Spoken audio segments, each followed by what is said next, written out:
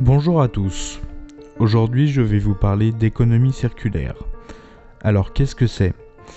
Eh bien, c'est un concept, une approche systémique qui tente à réduire considérablement notre consommation de matières premières et d'énergie non renouvelable.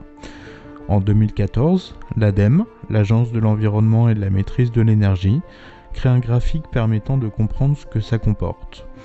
Cette économie est composée de 3 grands domaines d'action, eux-mêmes composés de 7 piliers. Le premier domaine d'action est l'offre des acteurs économiques, qui est composé de l'approvisionnement durable, qui caractérise toute action permettant une exploitation efficace des ressources, limitant les rebuts et l'impact sur l'environnement notamment. L'éco-conception, c'est la conception écologique des produits, qui vise toute action prenant en compte dès la conception d'un produit ou d'un service un objectif de réduction des impacts environnementaux. L'EIT, l'écologie industrielle et territoriale, c'est agir ensemble à l'échelle locale. C'est ce qui consiste à s'organiser entre acteurs locaux pour échanger ou mutualiser des moyens afin de réduire les consommations et l'impact sur l'environnement. L'économie de la fonctionnalité, vendre l'usage, pas le produit. C'est-à-dire vendre des services liés aux produits plutôt que les produits eux-mêmes, réduisant ainsi les besoins en équipement, les consommations de ressources et rendant ainsi obsolètes des pratiques comme l'obsolescence programmée.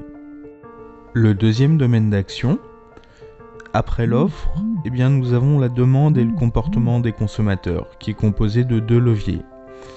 La consommation responsable, penser à la planète quand on achète.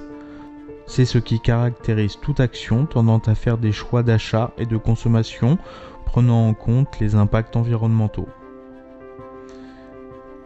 L'allongement de la durée de vie des produits, comme la réparation, le réemploi ou encore la réutilisation. C'est un levier pour la transition écologique. Faire durer nos équipements plus longtemps et donc réduire la consommation de renouvellement. Enfin, le troisième domaine d'action est la gestion des déchets, qui passe par le recyclage, car la nature ne produit pas de déchets. C'est rendre réutilisables des déchets dans la production de nouveaux produits. Le recyclage, c'est l'ultime solution quand les 6 pistes précédentes ont été exploitées, pour réduire les déchets et leur pollution, et pour préserver les ressources naturelles.